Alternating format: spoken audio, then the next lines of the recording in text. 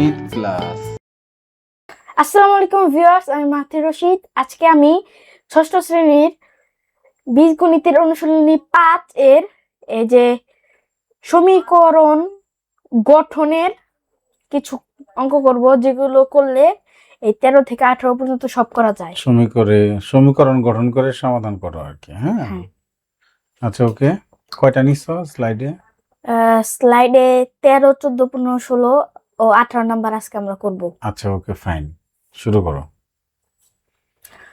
সর্বপ্রথম হচ্ছে 13 নাম্বার। তো এখানে বলেছে কোন সংখ্যার দ্বিগুণের সাথে 6 যোগ করলে যোগফল 14 হবে। তাহলে আমরা লিখবো 13 নম্বরে এটা লেখাটা এত ছোট দেখা যাচ্ছে না।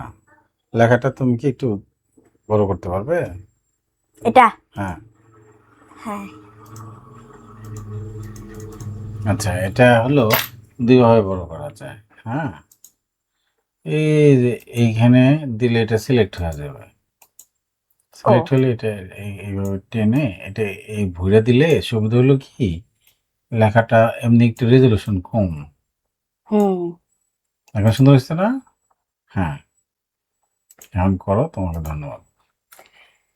এখন লিখবো ধরি সংখ্যাটি এক্স, সংখ্যাটি এক্স। এখন লিখবো প্রশ্ন মতে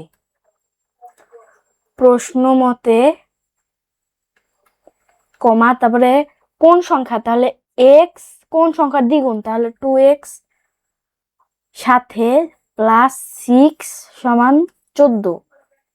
এখন আমরা মজার বিষয় হলো যা বলছে তা লিখতে পারলেই সমীকরণ গঠন হয়ে যায়। হ্যাঁ, এখন আমরা এটার সমাধান করব, এক্স এর মান বের করব। +6 -6 14 -6। এখন আমরা লিখব যে উভয় পক্ষ থেকে 6 বিয়োগ করে, ছোট ছোট করে লেখো, জায়গা হবে। উভয় পক্ষ থেকে 6 বিয়োগ করে, 6 বিয়োগ করে। এখন আমরা নাই, এখন আমরা সরাসরি উত্তর না, বাই 2 আছে। ও হ্যাঁ, 2x সমান তাহলে 8। এখন আমরা ভাগ করব, এই যে 2x ভাগ 2 সমান 8 ভাগ 2। উভয় পক্ষকে 2 দ্বারা ভাগ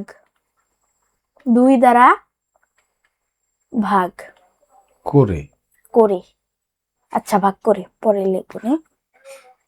তাহলে সুতরাং x সমান 4। তাহলে প্রশ্নে জিজ্ঞেস করেছিল কি? প্রশ্নে জিজ্ঞেস করেছিল যে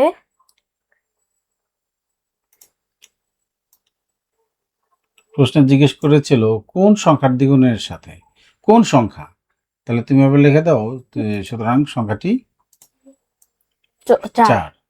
দ্বিগুণের দেখো, 4 দ্বিগুণের সাথে 4 দ্বিগুণ 8, 8 সাথে 6 যোগ করলে 14 হয়। হ্যাঁ, ঠিক আছে, তাহলে তুমি এভাবে লিখে দাও যে সুতরাং সংখ্যাটি 4। সুতরাং সংখ্যাটি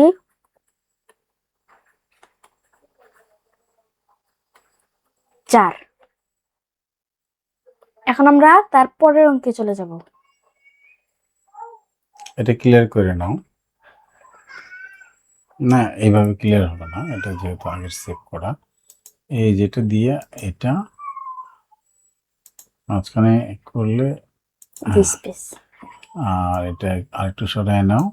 আর এটা কি আরেকটু বড়, এই যে চাকা করলেও বড় হবে, এই যে। হ্যাঁ, ঠিক আছে। আচ্ছা, তাহলে এইবার কালিটা একটু বেশি মোটা হয়ে যাবে, একটু ছোট করে দিই। হ্যাঁ, জুম করলে কালি মোটা হয়ে যায়। হ্যাঁ, এখন আমরা 14 নাম্বার করব। কালিটা আর একটু চিকন করি। হ্যাঁ, তাহলে কোন সংখ্যা থেকে 5 বিয়োগ করলে বিয়োগফল 11 হবে। তাহলে লিখব ধরি এটা ছোট ছোট করে লেখা যায় কিনা দেখো তো। হ্যাঁ, ধরি সংখ্যাটি এক্স। এখন লিখবো প্রশ্ন মতে। হুম প্রশ্ন মতে কোন সংখ্যা থেকে 5 বিয়োগ করলে বিয়োগফল 11 হবে? তাহলে x - 5 সমান 11, বা x - 5 প্লাস 5 সমান 11 প্লাস 5, 11 প্লাস 5। উভয় পক্ষের উভয় পক্ষে 5 যোগ করে। ক্ষীয়টা সম্পূর্ণ করো, ক্ষীয়র মাথা নাই। হ্যাঁ, উভয় পক্ষে 5 যোগ করে,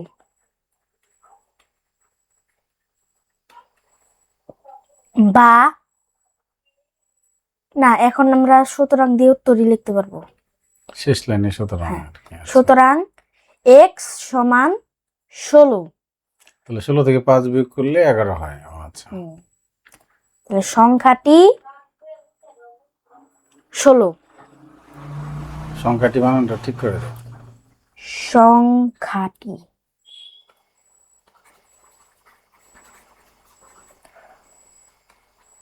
সংখ্যাটি 16। হুম, এখন আমরা তার পরের অঙ্ক চলে যাই। 16 নাম্বার। একটু জুম করে নাও, চাকা ঘুরে।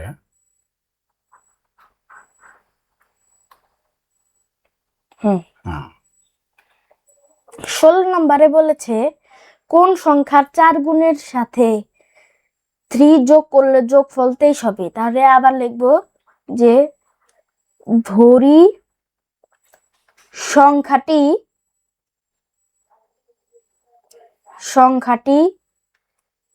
x। ধরি সংখ্যাটি x। এখন লিখবো যে প্রশ্ন মতে কোন সংখ্যার 4 গুণ? তাহলে x এর 4 গুণ 4x প্লাস 3 সমান 23, বা 4x প্লাস 3 মাইনাস 3, 23 মাইনাস 3। উভয় পক্ষ থেকে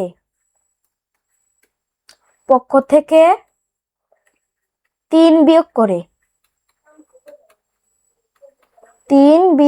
করে,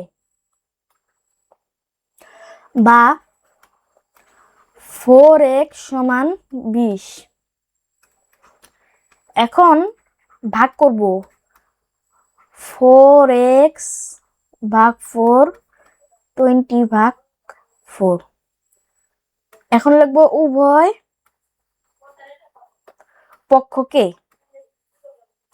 পক্ষকে 4 দ্বারা ভাগ করে।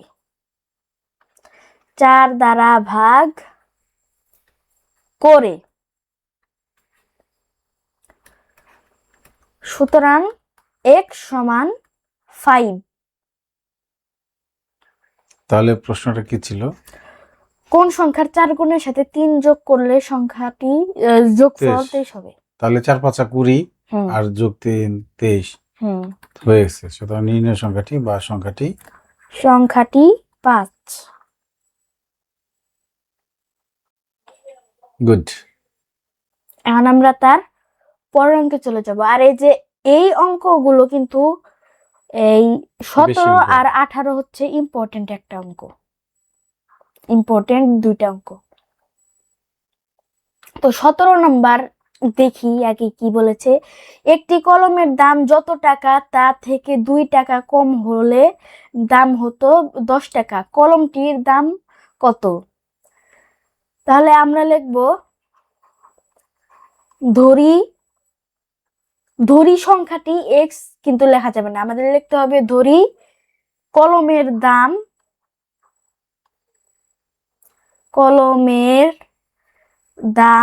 কলমটির দাম লিখলে আরো ভালো হতো। ঠিক আছে, সমস্যা নাই। কলমটির দাম x টাকা।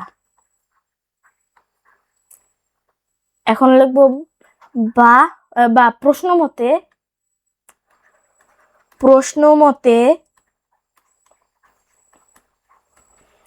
তাহলে x-2 সমান 10, কলমের দাম যত তা থেকে 2 টাকা কম হলে 10 টাকা তো রাইট রাইট রাইট। বা x-2 প্লাস 2 সমান 10 প্লাস 2। উভয়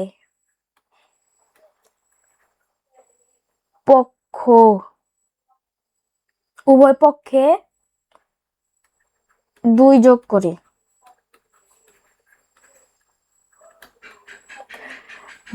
এখন লিখবো সুতরাং x সমান 12। সুতরাং কলমটির দাম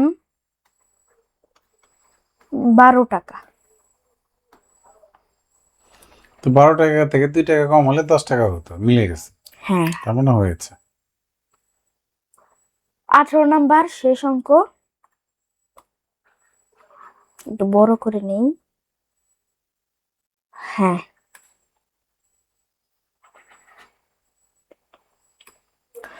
এখানে বলেছে কণিকার কাছে যতগুলো চকলেট আছে তার 4 গুণ চকলেট আছে মনিকার কাছে। দুজনের একত্রে 25টি চকলেট আছে, কণিকার কতগুলো চকলেট আছে? তো আমরা লিখব, ধরি কণিকার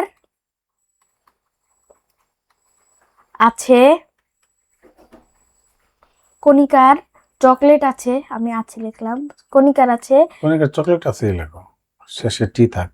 চকলেট আছে xt, তাহলে ওর xt থাকলে তার 4 গুণ, তাহলে 4x। তাহলে নিচে লেখো, নিচে, এই জায়গায় হ্যাঁ এতই বরাবর লিখলে ভালো হয়। সুতরাং হবে, সুতরাং 4 গুণ, হ্যাঁ, মনিকার চকলেট আছে 4 গুণ x সমান 4xt। তাহলে এখন লিখবো প্রশ্ন মতে তাহলে x প্লাস 4x সমান 25। কেমনে হলো এটা? কণিকার চকলেট আছে xt, তার 4 গুণ চকলেট আছে মনিকার, তাহলে 4x, দুজনের একত্রে 25টি, তাহলে x মানে যোগ, থ্যাংক ইউ, বা x না ব্যাকে যাও, দেখো x সম জাতীয়, তাই না? ও হ্যাঁ, যোগ করব আমরা, তাহলে 5x a a b b এরকম থাকলে যোগ করা যায়। হ্যাঁ, বা এখন ভাগ করতে হবে, বা 5x 5 সমান 25 ভাগ 5। তাহলে উভয় পক্ষকে 5 দ্বারা ভাগ করে এখন ভাগ করার পরে তাহলে সুতরাং x সমান 5 পাঁচা 25 টাকা। এখন এই জায়গায় বলছে যে কণিকার, তাহলে কণিকার আছে 5টা, আর যদি মনিকার চাইতো, মনিকার থাকলে এই 5কে 4 দিয়ে গুণ করতে হতো। ভেরি গুড, তাহলে লিখে দাও, সুতরাং কণিকার কাছে চকলেট আছে 5টি, কণিকারটাই তো চাইছে, তাই না? হ্যাঁ, কণিকার, হ্যাঁ, তাহলে আর x এর মানটাই হবে উত্তর। কণিকার কাছে চকলেট আছে 5টি।